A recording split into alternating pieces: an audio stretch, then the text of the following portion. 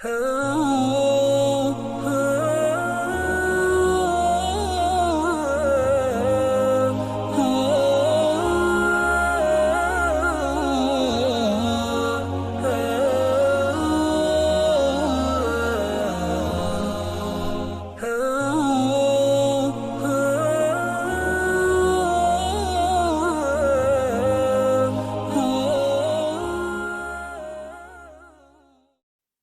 जवानी की उम्र को पहुंचे तो अल्लाह रब्बुल इज्जत ने आप अलैहिस्सलाम को इल्म और हिकमत से नवाजा और मनसब नबुवत में फायद फरमाया। अलैहिस्सलाम हुस्न और जमाल का पैकर और इंतहाई खूबसूरत थे। अजीज मिस्र की बीवी आप अलैहिस्सलाम की हुस्न पर फरीफ्ता हो गई और आप अलैहिस्सलाम को वरगलाने की बहुत कोशिश करी। दिन मौका पाकर वो आप अलैहिस्सलाम को बंद कमरे में ले गई और खूब बनाव श्रृंगार करके आप अलैहिस्सलाम को बुराई की दावत दी। लेकिन आप अलैहिस्सलाम ने इसकी दावत को रद्द कर दिया और जवाब में कहा कि मैं तुम्हारी इस दावत के गुनाह से बचने के लिए अल्लाह ताला की पनाह मांगता हूँ, इसलिए कि ये गुनाह जुर्म अजीम है, अमानत में खयानत और मोहसिन की नाशुक्री है। यूसुफ अलैहिस्सलाम जब अपनी इज्जत बचाने के लिए भागते हुए दरवाजे पर पहुंचे तो अजीज मिस्र को दरवाजे पर पाया।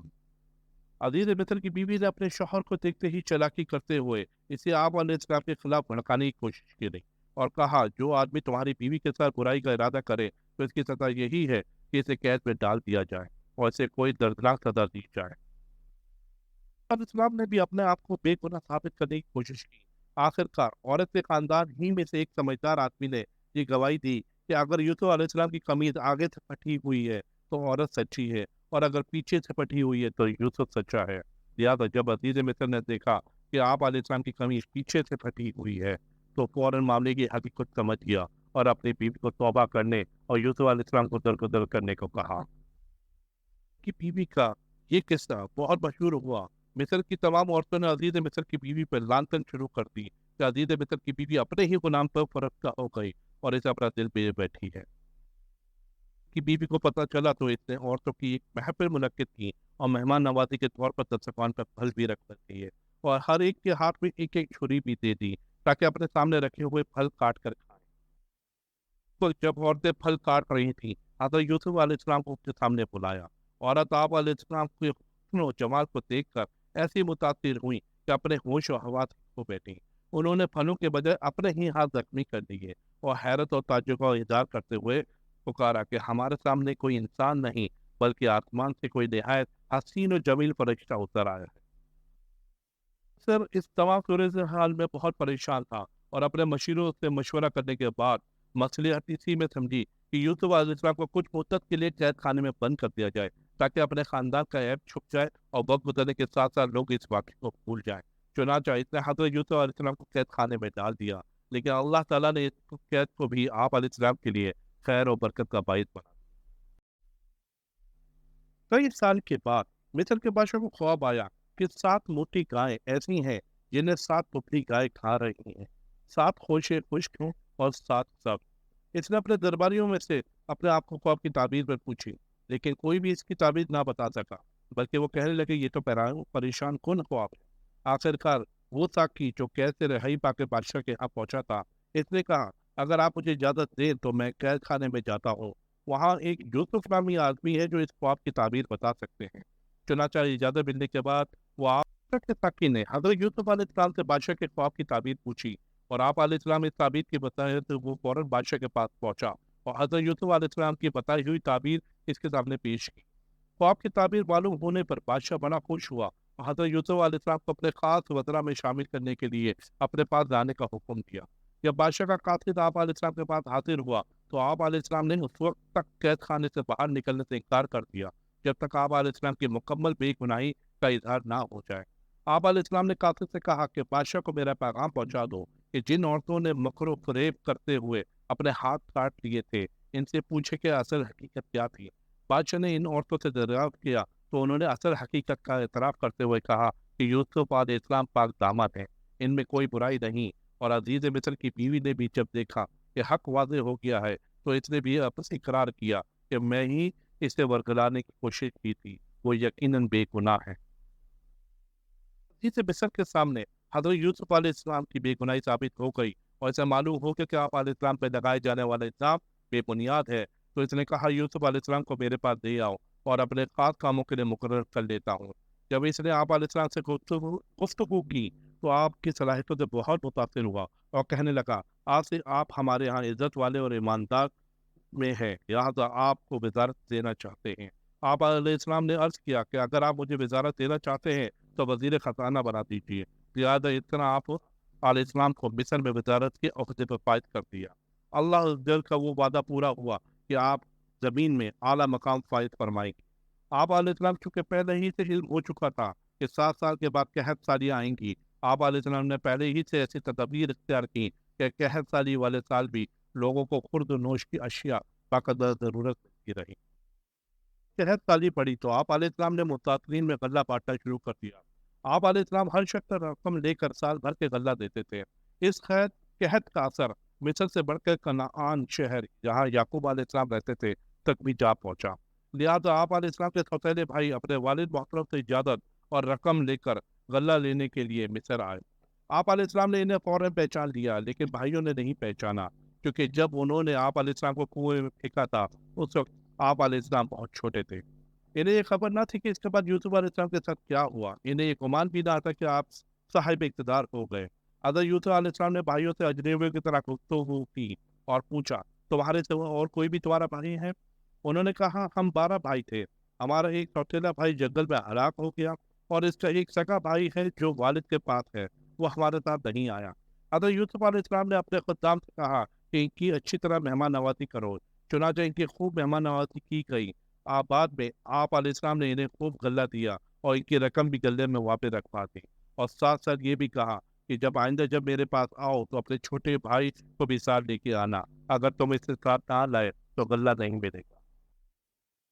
سوتیلے بھائی جب گھر پہنچے تو دیکھا گلے کے اندر ان کی وہ رقم بھی موجود تھی جس کے عوض انہوں نے غلہ دیا تھا۔ وہ اپنی رقم دیکھ کر بہت زیادہ متاثر ہوئے۔ جب دوبارہ غلہ لینے کے لیے جانے لگے تو حسب وعدہ اپنے سوتیلے بھائی کو بھی ساتھ لے جانے کے لیے اپنے والد محترم حضرت یعقوب علیہ السلام کی خدمت میں حاضر ہوئے۔ اے ابو جان، دیکھیں مصر کا بادشاہ کتنا رحم دل ہے، اس نے ہمیں غلہ بھی دیا اور ساتھ ہماری رقم بھی واپس کر دی۔ اس نے ہم سے کہا ہے جب دوبارہ آؤ تو اپنے ساتھ اپنے بھائی کو بھی لانا، ورنہ تو غلہ نہیں ملے گا۔ اے ابو، ہمارے ساتھ ہمارے بھائی کو بھی بھیج دے تاکہ ہم زیادہ غلہ لے کے آ جائیں۔ حضرت یعقوب علیہ السلام نے انہیں منع کر دیا اور کہا کہ ہرگز تمہارے ساتھ نہیں بھیجوں گا۔ کیا میں اپنے اس بچے کو بھی اسی طرح اعتبار کروں جیسا کہ میں نے یوسف علیہ السلام کے بارے میں کیا تھا؟ آخرکار بیٹوں نے خوب منت سماجت اور پکے وعدے کیے تو حضرت یعقوب علیہ السلام نے اپنے بیٹے کو ان کے ساتھ بھیجنے پہ رضامندی ظاہر کر غلہ حاصل کرنے کے لیے کنعان سے مصر کی طرف روانہ ہوئے تو حضرت یعقوب علیہ السلام نے انہیں یہ نصیحت فرمائی کہ شہر میں ایک دروازے سے داخل نہ ہونا بلکہ الگ الگ دروازے سے داخل ہونا۔ آپ علیہ السلام نے انہیں یہ نصیحت اس لیے فرمائی، وہ سب کے سب بھائی بہت خوبصورت تھے، کہیں ایسا نہ ہو کہ ایک ہی دروازے سے داخل ہوں اور انہیں کسی کی نظر لگ جائے۔ پہلے ہی سے کے متعدد تھے۔ جیسے ہی بھائی آپ علیہ السلام کی خدمت میں پہنچے تو انہوں نے آپ کا پرتقبال استقبال کیا، بھائیوں کو شاہی مہمان خانے میں ٹھہرایا اور خوب خاطر تواضع کی۔ پھر اپنے سگے بھائی بنیامین کو تنہائی میں بلا کر بتایا کہ میں تمہارا بھائی یوسف ہوں، اللہ نے مجھ میں بڑا کرم کیا ہے، مجھے کنویں سے نکال کے مصر کا وزیر خزانہ بنا دیا ہے۔ بھائیوں کو 3 تک اپنے پاس رکھا، پھر ہر ایک ایک کو اونٹ کا غلہ دے کے روانہ کیا۔ چنانچہ آپ علیہ السلام نے اپنے نوکروں کو حکم دیا کہ شاہی پیالہ چھپکے سے بنیامین کے سامان میں رکھ دو۔ یہ قافلہ جیسے ہی مصر روانہ ہونے لگا تو پیچھے سے ایک آدمی نے آواز لگائی، اے قافلے والوں، تم چور ہو۔ بھائیوں نے پوچھا کہ تمہاری کیا چیز گم ہو گئی ہے؟ اس نے کہا، بادشاہ کا ایک پیالہ گم ہو گیا ہے۔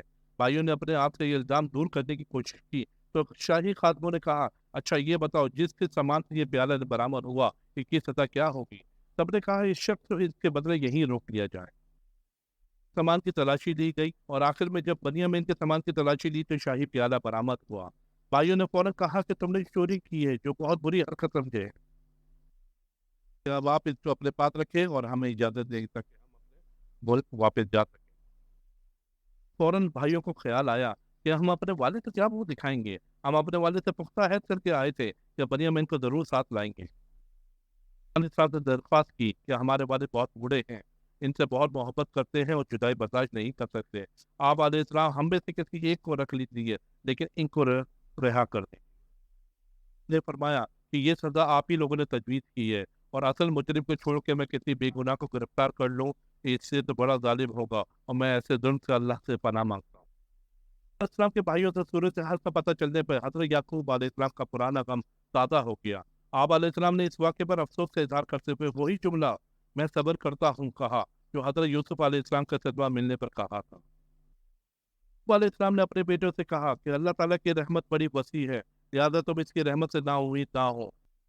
मिस्र जाकर हजरत यूसुफ अलैहिस्सलाम के सामने बनियामीन की रिहाई और मज़ीद गले की हुसूल के लिए दरख्वास्त पेश करते हुए कहा, ए अजीज़ मिस्र, हम और हमारा ख़ानदान मुख्तलिफ तकालीफ का शिकार है।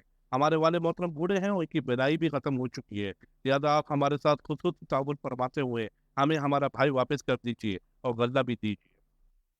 आप अलैहिस्सलाम ने इनसे सवाल किया, क्या तुम्हें याद है कि तुमने यूसुफ और इनके भाई के साथ क्या सलूक किया? ये सुनते ही भाई हजरत यूसुफ अलैहिस्सलाम को पहचान गए और शर्मिंदा होकर कहने लगे, यकीनन अल्लाह ताला ने आपको चुन लिया और हम पे फजीलत अता फरमाई। इसी पर थे इस्लाम के भाइयों ने जब आप अलैहिस्सलाम से माफ़ी की दरख्वास्त की तो आप अलैहिस्सलाम ने इन्हें माफ़ फरमा दिया और फरमाया कि मुझसे तुमसे कोई शिकायत नहीं, तुम अल्लाह ताला से माफ़ी मांगो, ले जाओ और वालिद साहब के चेहरे पर डाल दो, इनकी बेनाई वापस आ जाएगी। फिर तमाम अहले खाना को भी यहाँ ले आओ ताकि हम सब मिलकर जिंदगी गुजारें। अलैहिस्सलाम के भाई जैसे ही आप अलैहिस्सलाम की कमीज और गल्ला लेकर मिस्र से रवाना हुए तो हजरत याकूब अलैहिस्सलाम को हजरत यूसुफ अलैहिस्सलाम की कमीज की खुशबू आने लगी। आप अलैहिस्सलाम ने अपने अहले खाने से फरमाया, अगर तुम मुझे बहकावा ना ना कहो तो मैं तुम्हें बताऊं कि मुझे यूसुफ की खुशबू आ रही है। अहले खाना ने आप अलैहिस्सलाम की बात पर यकीन नहीं किया। फिर खुशखबरी देने वाले ने आकर हजरत यूसुफ अलैहिस्सलाम की कमीज आप अलैहिस्सलाम के चेहरे मुबारक पर डाली तो आप अलैहिस्सलाम की आंखें रोशन हो गईं। आपने फौरन फरमाया, क्या मैं तुमसे नहीं कहा करता था कि अल्लाह ताला की तरफ से मुझे वो बातें मालूम है जो तुम्हें मालूम नहीं? और फिर आप अलैहिस्सलाम के तमाम बेटों ने अर्ज किया कि ए अबू जान, बेशक हम गलती पे थे और हमसे गलती हो गई, आप हमारे लिए अल्लाह ताला से इस्तगफार करें। तो आप अलैहिस्सलाम ने इनके लिए इस्तगफार की हामी भरी। अलैहिस्सलाम अपने खानदान समेत मिस्र पहुंच गए तो हजरत यूसुफ अलैहिस्सलाम ने इन्हें खूब इज्जत दी और अपने वालिद को तख्त शाही पर अपने पास बिठा कर फरमाया, मिस्र में जहाँ से चाहो खाओ पियो, ये तुम्हारे लिए बड़ी पुरअमन जगह है। फिर आप अलैहिस्सलाम ने अपने वालिदैन, सौतेली वालदा और सगे वालिद को अपने तख्त पर बिठाया, फिर गए। जैसे ही हजरत यूसुफ अलैहिस्सलाम ने माँ बाप और 11 भाइयों को सजदे की हालत में देखा तो फौरन कहा, ए अब्बा जान, ये मेरे ख्वाब की ताबीर है जो मैंने बचपन में देखा था। इस्लाम 110 साल की उम्र में मिस्र में ही इंतकाल फरमा गए।